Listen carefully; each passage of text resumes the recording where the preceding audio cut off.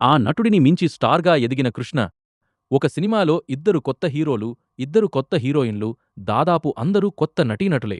అలాంటి కొత్తవాళ్లతో ఆదుర్తి సుబ్బారావు గారు తెరకెక్కించిన సినిమా తేనె మనసులు. అంతమంది కొత్తవాళ్లతో సినిమా తీయడమే సాహసం.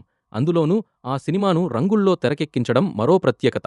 1965లో విడుదలైన ఈ సినిమా విజయవంతమైంది. అయితే సినిమా హిట్ కావడం కంటే ఆసక్తికరమైన విషయం ఏమిటంటే ఆ సినిమాలో నటించిన ఇద్దరు హీరోల్లో ఎవరు భవిష్యత్తులో పెద్ద స్టార్ అవుతారనే అంచనాలు.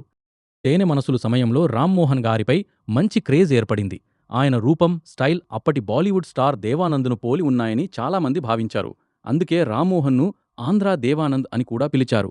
తేనె మనసులు తర్వాత రామ్మోహన్ గారు పెద్ద స్టార్గా ఎదుగుతారని అప్పట్లో చాలామంది అనుకున్నారు.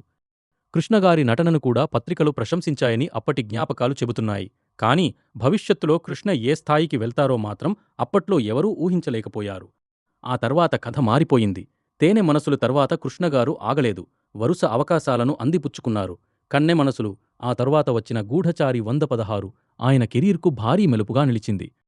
కృష్ణలో ఉన్న కొత్తదనం, సాహసం, విభిన్నమైన కథలను ఎంచుకునే ధైర్యం, ప్రేక్షకులను ఆకట్టుకునే స్క్రీన్ ప్రెజెన్స్ ఇవన్నీ కలిసి ఆయన ఇమేజ్ను క్రమంగా పెంచాయి.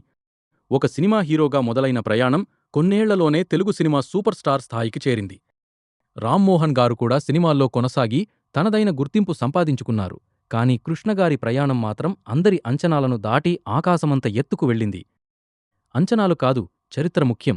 తేనె మనసులు సమయంలో ఎవరు పెద్ద స్టార్ అవుతారనే అంచనాలు ఒకలా ఉన్నాయి.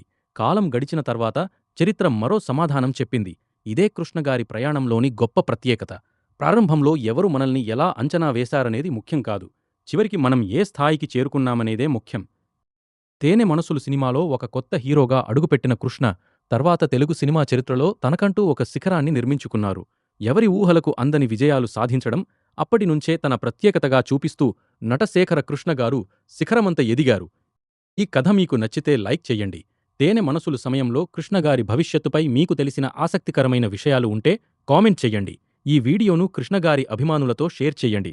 ఇలాంటి ఆసక్తికరమైన సినిమా కథల కోసం జన విజయన్ను సబ్స్క్రైబ్ చెయ్యండి.